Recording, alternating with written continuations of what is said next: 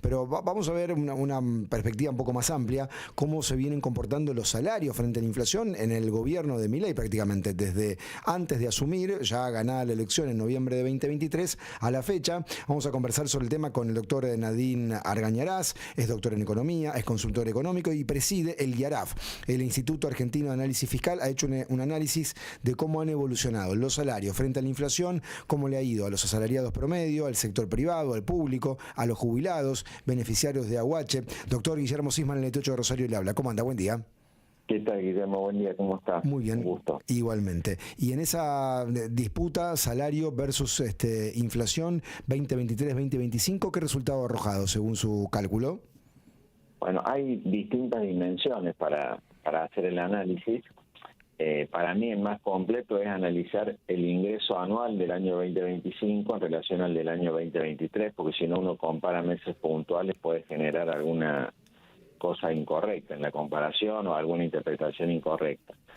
Si uno toma los ingresos anuales del 2025 contrastados con los del 2023, un trabajador privado registrado perdió el 1,5% de su poder adquisitivo. Es el trabajador de alguna manera que mejor le ha ido con la inflación en los últimos 2 años. Este sería el trabajador privado formal, ¿no es cierto? Ajá. Ahora, si uno va al caso de los empleados públicos, el empleado público nacional perdió la tercera parte del poder adquisitivo en los últimos 2 años, o sea, perdió un 33%, o sea, es el que peor le ha ido de todos los grupos poblacionales que yo analicé. El empleado público provincial, si bien perdió el 11% de su poder adquisitivo, o sea, prácticamente la 10ª parte. Estamos hablando de 2 años, ¿no? 23 contra 25. Sí. Bueno, en relación al empleado público nacional, obviamente perdió mucho menos, pero respecto al trabajador privado formal, perdió muchísimo más, ¿no es cierto? O sea, que ahí en la parte de asalariados, esa sería la situación. El peor, a quien peor le fue es al empleado público nacional, y a quien relativamente mejor le fue es al empleado privado formal, que ha perdido el 1,5% de su poder adquisitivo. ¿Cómo le fue a las jubilaciones en todo este periodo con la fórmula actual? Claro, si pasamos a las jubilaciones, y ahí hay que hacer la división entre los jubilados que cobran solamente un haber y los que cobran el haber mínimo más el bono. Usted sabe que hay un bono de 70.000 pesos que se da a ciertas pensiones y a los jubilados que cobran la mínima, que hace ya mucho tiempo que no se actualiza. Está congelado. Sí. 70.000 congelado. Obviamente eso hace que ese componente vaya perdiendo poder adquisitivo. O sea, ese jubilado, el jubilado que cobra la mínima y bono, perdió el 14% de su poder adquisitivo en los últimos 2 años. ¿Por qué? Porque si bien la fórmula le va cambiando el componente del haber, el componente del bono le va cayendo, y bueno, eso hace que vaya perdiendo poder adquisitivo. Y en el caso del jubilado que no cobra el bono, porque cobra haberes, y si uno toma los últimos meses, ve que está mejorando, ha mejorado. Bueno, cuando uno hace la anual, me da una caída del 9% de poder adquisitivo. O sea, jubilado con haber perdió el 9%, jubilado con haber más bono perdió el 14%. Y en el caso de algunas prestaciones sociales, por ejemplo, AUH, ¿cómo vio la comparación? Bueno, también analicé la AUH, hay más o menos 4 millones de AUH en Argentina, o sea que es un componente significativo de la población. Bueno, ahí lo analicé y me da un aumento del 67% del poder adquisitivo, o sea, muy, muy distinto al resto, ¿no es cierto?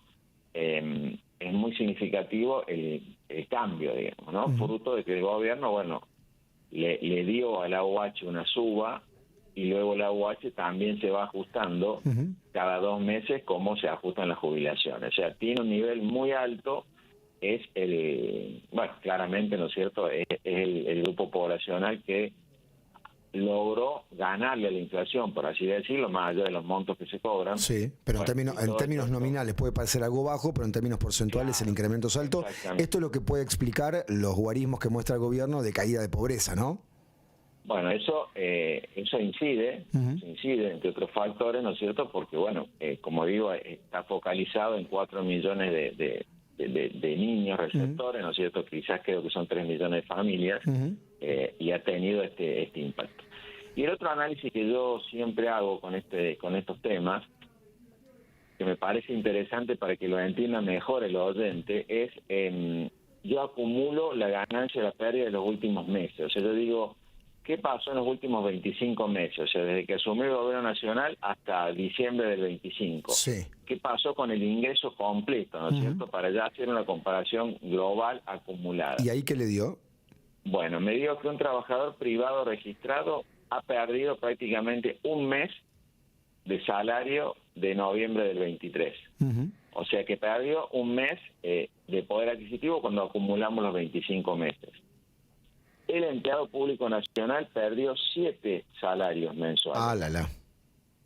O sea que cobró 25 sueldos, pero fueron equivalentes a 18 de noviembre del 23. O sea que perdió 7. ¿Sí? El empleado público provincial perdió 3. El jubilado que cobra la mínima y bono perdió 1,5 meses. Y el jubilado que cobra el haber ganó prácticamente un mes, ¿sí? Sumando todo. Ahora, en el caso del AUH, ganó 21 AUH. Wow. O sea, cobró 25 AUH en 25 meses y tuvo un aumento de 21 AUH respecto, o sea, cobró 46 AUH, digamos, en 25 meses, en lugar de cobrar 25. Entonces, bueno, esto es lo que viene pasando con el proceso inflacionario y cómo los salarios y los distintos, bueno, el caso de jubilaciones y receptores como la AUH, en función de cómo se fue manejando ese ingreso, cómo está la situación. De cara al 2026, sí, no es esperable, a mi criterio, ningún cambio relevante. Entiendo que el haber jubilatorio puede llegar a mejorar un poco. El haber mínimo más bono va a seguir perdiendo un poco. Y en el caso, bueno, de los empleados públicos nacionales y provinciales, creo que un escenario optimista es un escenario donde se mantenga el poder adquisitivo. Que al menos no pierda. Pero da la impresión, por todo lo que usted cuenta, que está todo documentado, es un análisis estadístico muy riguroso, metodológicamente hablando. Decíamos temprano aquí en el programa que parte del programa económico del gobierno tenía varias anclas. En un momento era el ancla cambiaria, ahora se flexibilizó, pero está el ancla salarial. Digo, paritarias muy a la baja. Capital humano no convalida cualquier paritaria, no la homologa, la demora, la dilata, se buscan artilugios, que es alguna suma no remunerativa. Salvo gremios con mucho poder de fuego, con mucha productividad, están perdiendo frente a la inflación. Acá hay una clave del modelo, que es el ancla salarial. Sí, o sea, esto es el análisis concreto, todo es información oficial, ¿no es cierto?, de lo que está pasando, lo que viene pasando, y seguramente en el 2026 va a ser de alguna manera una película parecida, con sectores, digamos, que están con una actividad creciente, pues el tema petrolero, minero, ¿no es cierto? Bueno, van a tener más capacidad de dar a un aumento real de salarios. Ahora sectores como el comercio, como la industria, digamos, van a estar mucho más ajustados, y por ende ahí creo que sigue siendo optimista el hecho de no perder poder adquisitivo, no perder más poder adquisitivo. Ahora, los datos que usted dice que se nutren de información oficial en algún punto entran en contradicción con el índice de variación salarial que también difunde el INDEC, donde se ve, y el gobierno esto lo muestra, lo celebra, que los salarios le ganan a la inflación. Siempre está el componente del salario informal, del no registrado, y ahí cuesta creer que sea verosímil, porque a veces son indicadores anuales de más del 110% de incremento, y cuesta creer que eso se dé en una changa, en un trabajador cuentapropista. ¿Usted sobre eso qué mirada tiene, doctor?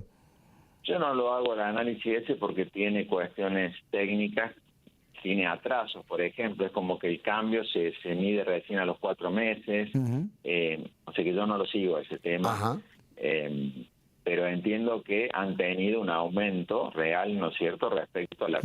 porque a ese sector lo golpeó enormemente la elevada inflación del 2023. Entonces seguramente ha tenido una recomposición, pero bueno, todo esto cuando uno lo mira hacia atrás, pues yo el análisis lo hago desde el año 17, que el año 17 fue en Argentina el año, si uno mira para atrás, fue el mejor año, por así decirlo, del poder adquisitivo. Sí, seguramente antes hubo otros, pero para atrás, y bueno, obviamente... estas cuestiones no son puntuales de 2 años, sino que ya vienen desde el año 17. O sea, el año 17 los salarios, las jubilaciones vienen perdiendo de manera significativa contra la inflación. Doctor, gracias por estos minutos con la radio. Un saludo. Fue un gusto hablar con usted, que tenga Igualmente. Buen día. Hasta luego. El doctor Nadine Argañarás es doctor en economía, es consultor económico, preside el IARAF, el Instituto Argentino de Análisis Fiscal. Es un instituto muy serio que trabaja, digamos, de manera muy responsable en el análisis de la información pública, económica, estadística, y ha comparado cómo estaban los salarios en noviembre de 2023 con diciembre de 2025. Salvo la UH,